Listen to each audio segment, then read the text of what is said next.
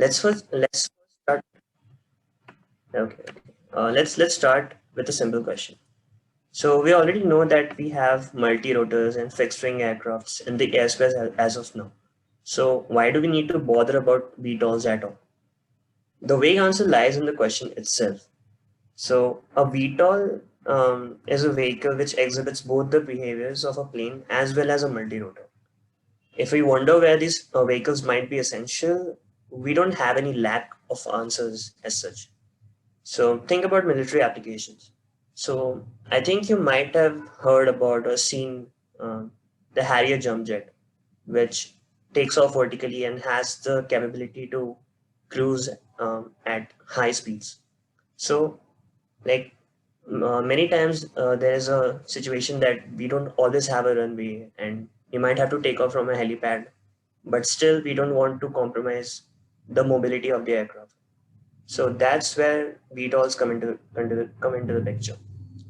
Another applications can be in the sector of agriculture where you need to cover a large area of fields, spray pesticides on it or anything.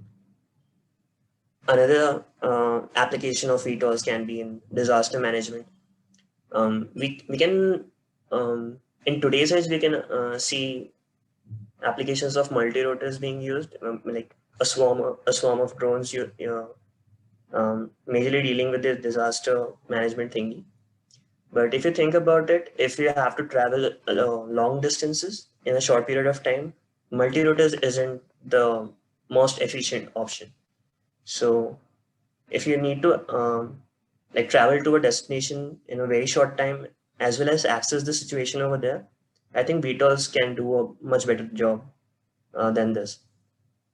If you think about large scale applications, then obviously we can think about including VTOLs in firefighting teams in cities or um, making air taxis out of it. So just like we have taxis in on the road.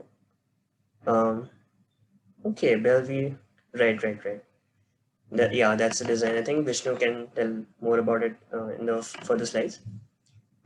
So intercity travel is possible with air taxis, and for that you need a VTOL. And also a prospective use of VTOL can be like making aerial ambulances out of it. So as I said before that aerial ambulances do exist, but it's like those are helicopters. And as a rotorcraft, those things are not very efficient in cruising mode. So there is a cap on the cruise speed. But for the VTOL, there is no such thing. So yeah. So yeah, let's move on. Next slide.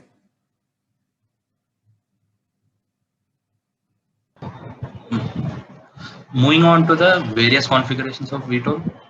So few prominent configurations are lift and cruise, tilt rotors, and vector thrust. So let's look at them in detail. Next slide, please. So first we have the lift and cruise configuration. As the name suggests, it has two distinct phases, lift and the cruise. That is, there are different components working for these phases. The VTOL shown here is the Kitty Hawk Cora. It has 12 rotors mounted to the wing, which contributes to the lift phase of the mission. And then it transitions to the cruise phase. These rotors are slowly turned off, and the VTOL is propelled by the pusher behind the fuselage and cruises like a typical aircraft. And this has a range of around 100 kilometers and is a 100% electric powered aircraft. And all such VTOLs come under the lift and cruise configuration. Next slide, please. Next, moving on to the tilt rotor configuration.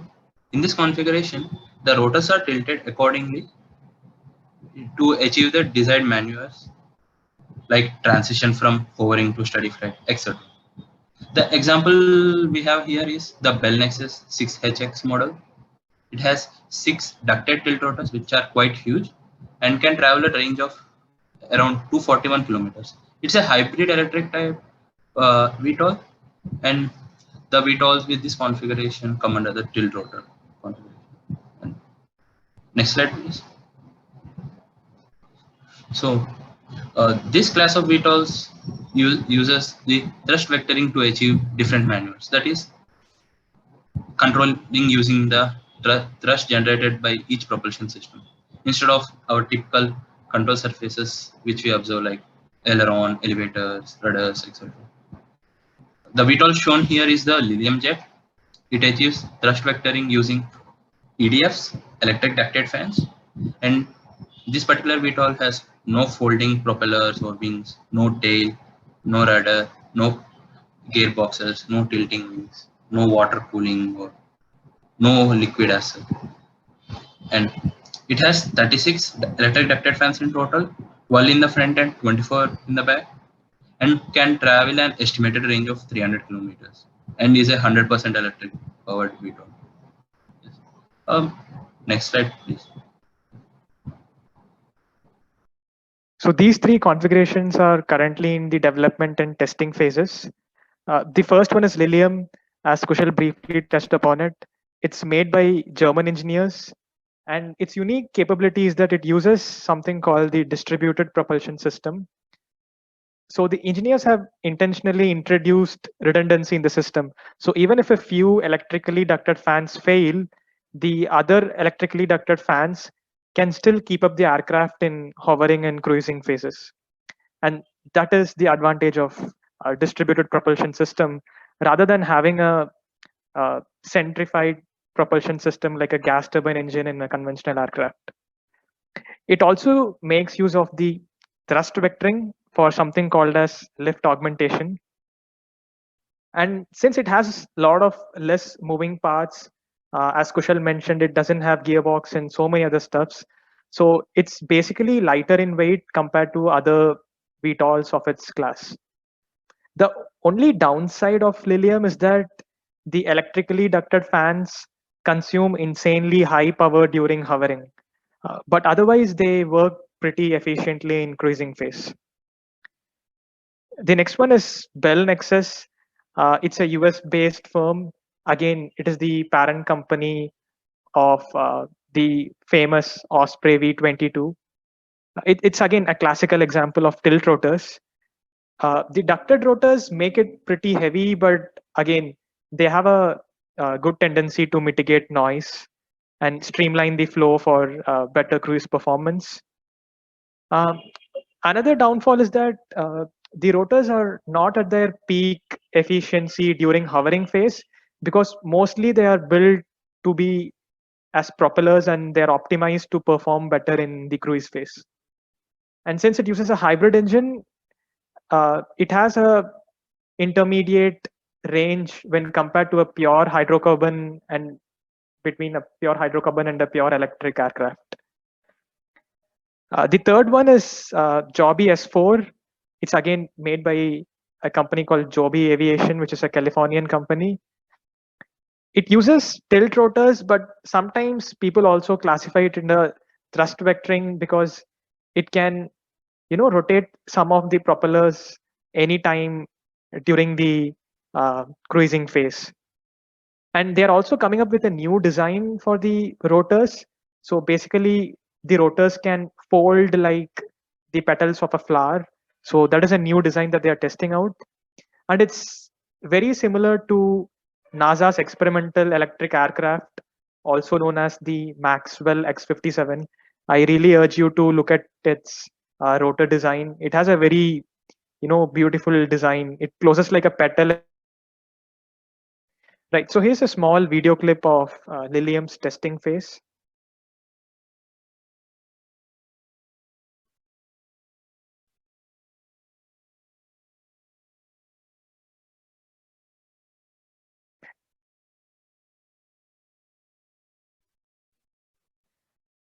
Right now you can slowly see it transitioning to the cruising phase from hovering phase.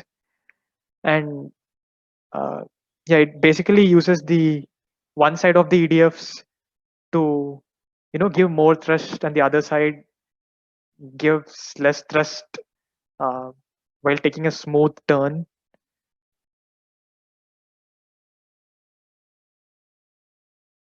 Yeah, and it also has a pretty good roll maneuverability.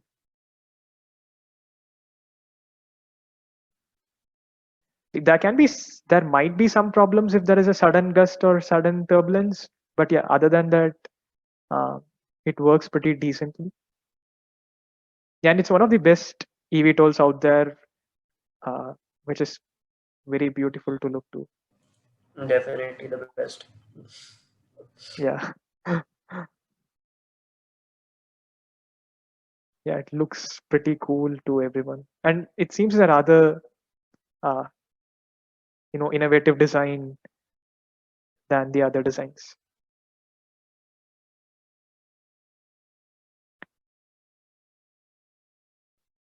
Yeah, I think we can move to the next slide. Okay, hello again. So now that we have got a glimpse of current developments in this field, let's talk about what the future holds for vertical takeoff and landing vehicles on a large scale. An exciting domain that VTOLs have a lot of opportunities in is the development of air taxis. Now, air taxis can be the next step in urban transport in the near future. And no wonder why Uber has invested a lot of capital in the conceptual designs of these.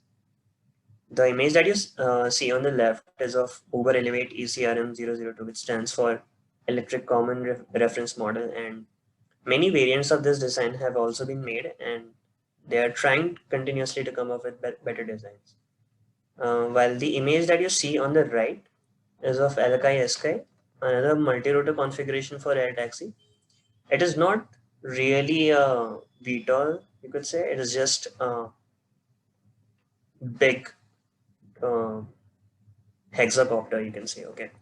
But one thing clearly stands out in this particular design. Next slide.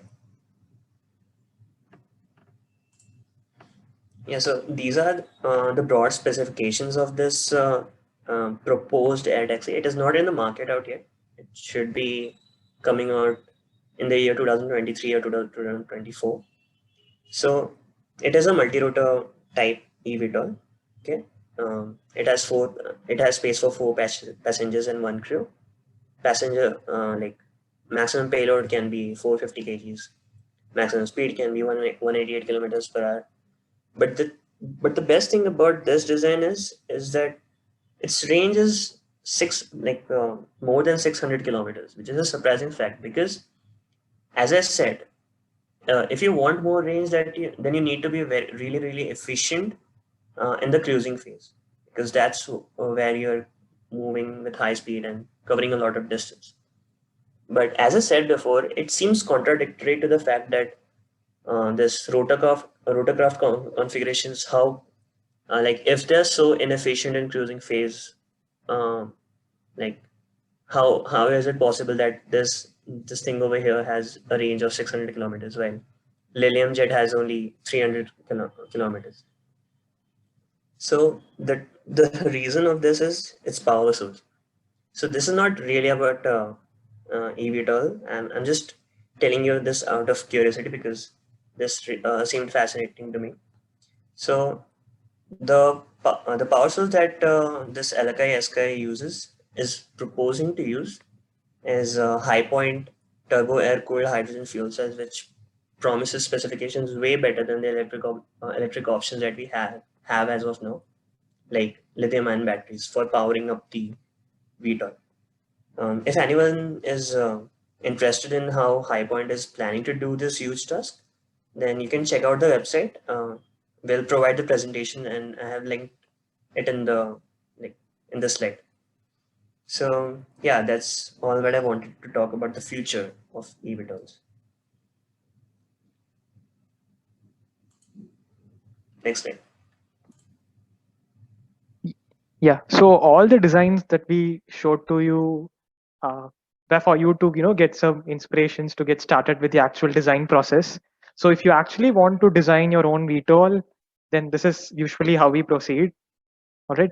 So the first one is configuration selection, and what that means is you are going to individually look at every component of the aircraft, from wings, rotor system to tails and fuselage, and you come up with something called a PUG matrix, which is basically a rating kind of matrix. For example, let's say wings, all right.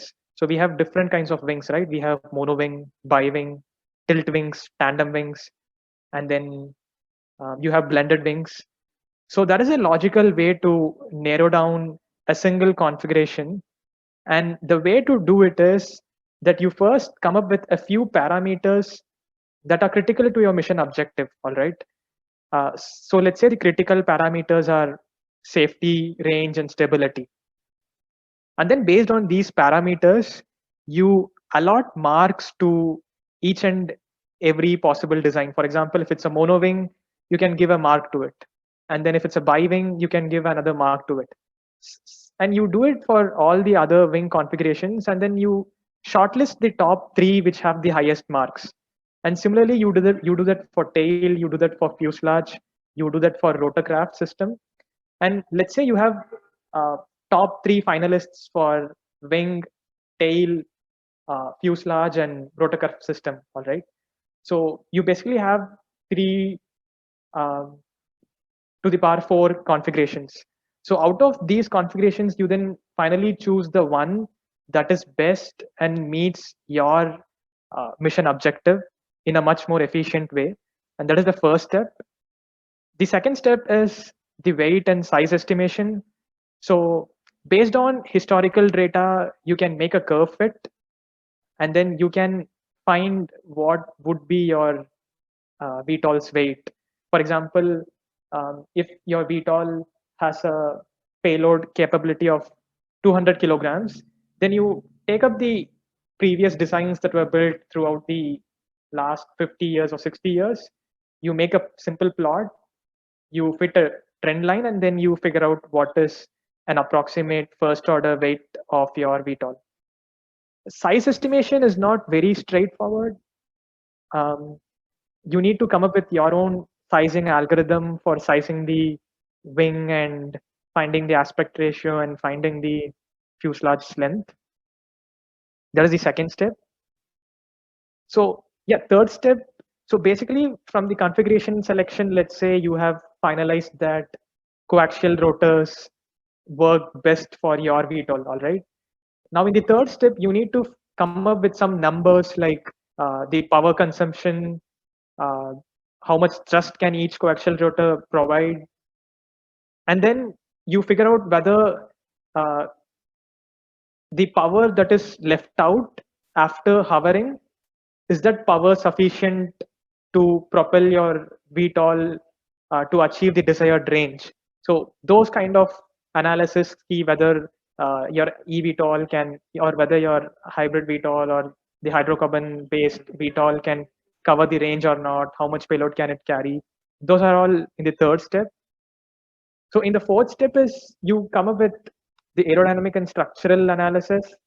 So basically you now have the wing dimensions and you have the weight with you, so you can find the lift coefficient, because usually the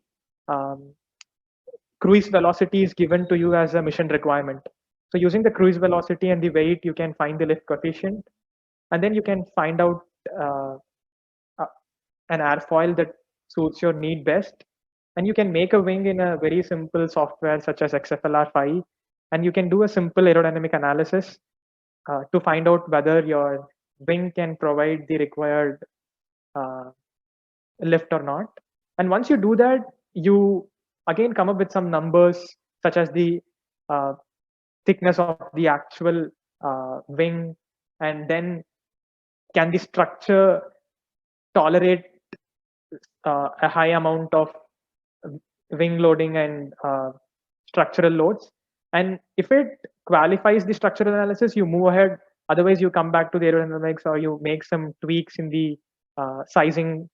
Sometimes you may also need to go to the sizing part. So it's an iterative process. And then, yeah, stability analysis mentioned here is a very detailed analysis. So once you have wing and all the weight distribution, you can figure out what is the coefficient of pressure and the neutral point of your aircraft. So this is a very detailed analysis, but sometimes people also do the stability analysis before the aerodynamic analysis, just to get a rough idea what is the various stability parameters associated with your aircraft. And then finally, once all your design process is over, once you have sorted out all the issues and all the pains, you move to the actual hardware implementation. And yeah, as far as possible, try to solve all the problems and pains you have before the design phase, sorry, before the implementation phase, that is during the design phase. Yeah, so if you have any doubts related to the design process or in any of the previous slides, yeah, then feel free to ask questions. We are open for discussions.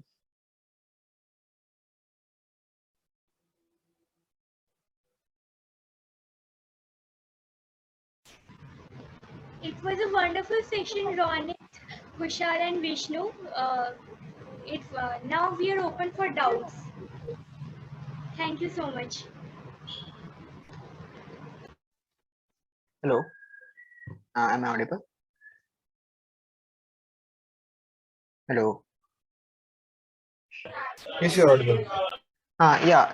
So in the chat, like you have written, there are many aircrafts that are using this VTOL configuration, like Bell and Osprey and all that, and F-35B. So like, I just want to know that why it is not in much commercial use now. I mean, it should be common, right? There would be some disadvantages and all.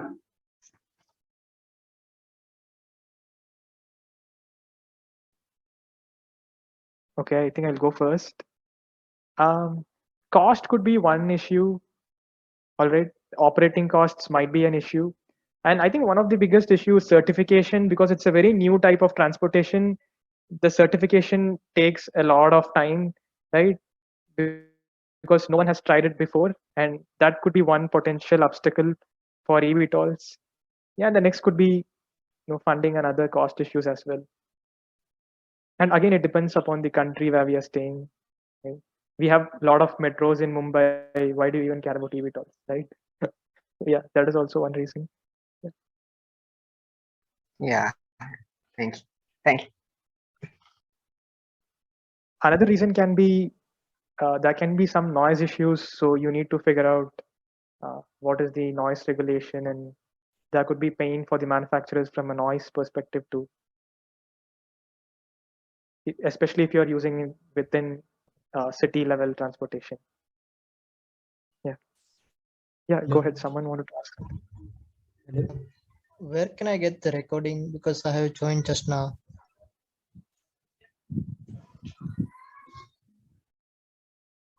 So I think the session is still It will going be on. provided to you.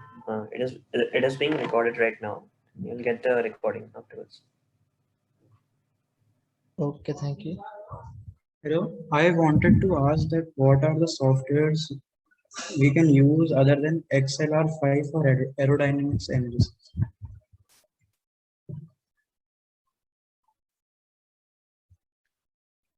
Okay, you can use ANSYS Fluent. I mean, that's what we used for one of the competitions. Other than that, you may use some other softwares too. Like, I'm not sure OpenFOAM, but OpenFOAM is pretty difficult. So yeah, Fluent should be pretty easy to use, and it's just a black box. You just click a few places and that's it. Your simulation is done. Yeah. Okay. Okay, wait, maybe I'll put it in the chat box. But you need to be careful with Fluent. But yeah, it's not a bad software.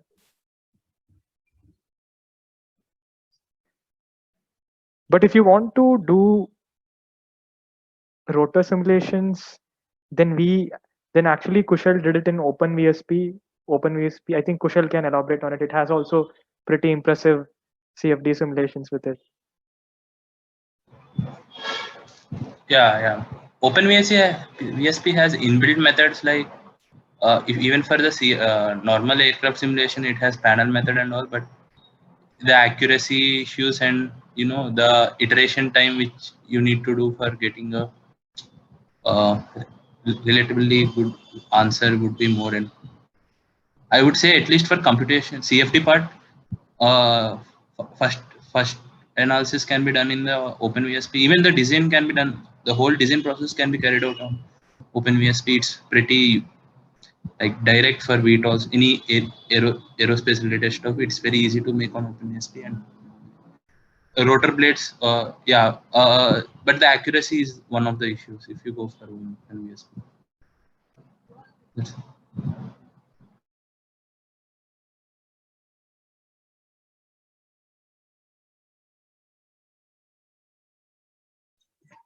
Hello. Hello, am I audible? Hey, Nikhil, yeah, you are. So hi. So I joined a little late for the session, but still I have one thing that I want to know. Like you talked about OpenVSP and ANSYS Fluent, right? As softwares for designing and testing, if I'm not wrong, right? Yeah, testing as in for simulation related purposes. Right, right. Simulation of flight like environment, right? So my doubt is that how do you get access to the software? Like you're doing a, let's say I'm trying to model something just for practice or just for understanding how to use the software. So how can I get access to the software? OpenVSP is a open source, so All right. and it is a 32 MB software. Like the working file is that it's a very small software. Like overall would be in MBs only. But it's just a geometry software, so All right. you can download it, and even XFLR5 is also a free software, and ANSYS Institute has license, like student research license. So Okay, so you can get I'm any. asking this because I have just joined the college like 2 weeks ago. So let's say in case of ANSYS Fluent, if I need to get access, who should I contact for that? There is a website where you can see the clear way of like how to download and all. Even I guess there are YouTube videos also you can refer to how to use That the is website. through IIT Bombay, right? Yep. Yeah, I think it's on the CC website or something. Yeah, let me just figure it out before the session ends, where it is. If you get it, please let me know the link. That will be great. Yeah, sure. And I'll definitely watch the rest of the session online because I think I missed on the link somehow. And then right now I saw one of your emails.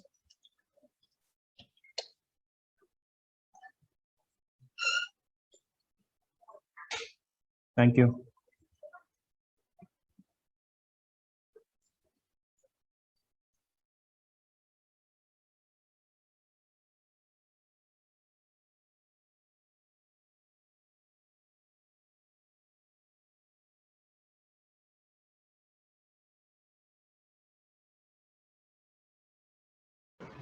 Okay, if there are no more questions, we can move on to a small surprise planned by Akshat and Rajiv. So over to you, Akshat.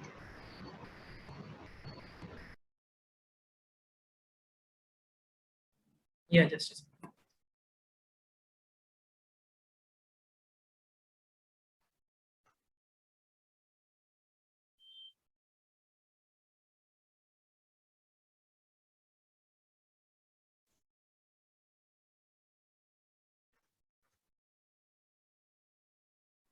Is my screen visible? Yeah, it's visible.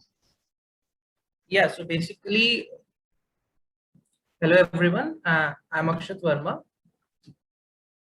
A convener at Aero Modeling Club, and along with my co-convener Rajiv Dhurandhar, we are planning to do a project on transitioning VTOL with the help of Aero Modeling Club and CDSSRG. So these are some, like, the talk was really nice. Ronit, Vishnu, and Kushal really explained quite beautifully what exactly the concept of a VTOL is. So I want to do that now, and like the problem statement I will describe like what we are aiming for. So we are basically aiming for designing a tilt rotor VTOL, the one of the three configurations which the speakers just discussed about. So it will be a transitional tilt rotor VTOL aircraft, which basically brings in both the advantages of both fixed wing and the rotor wing aircraft. We are aiming it to take off vertically, as you saw in the video, like a quadcopter. And after appropriate situation of altitude and speed is achieved, it must transition into the fixed wing mode by house tilting its motors. So here, if you can see in this video, like in this picture, like these are the motor mechanisms which we have which are being installed in it, and this will tilt basically in the forward direction to achieve the cruise condition for the aircraft. That is basically transitioning between the vertical takeoff phase and the cruise phase. So that is basically what we are aiming to achieve. And as an ultimate goal, the aircraft must be capable of taking off vertically, transition to fixed wing, achieve a steady level flight, and finally retransition to rotor wing and land vertically.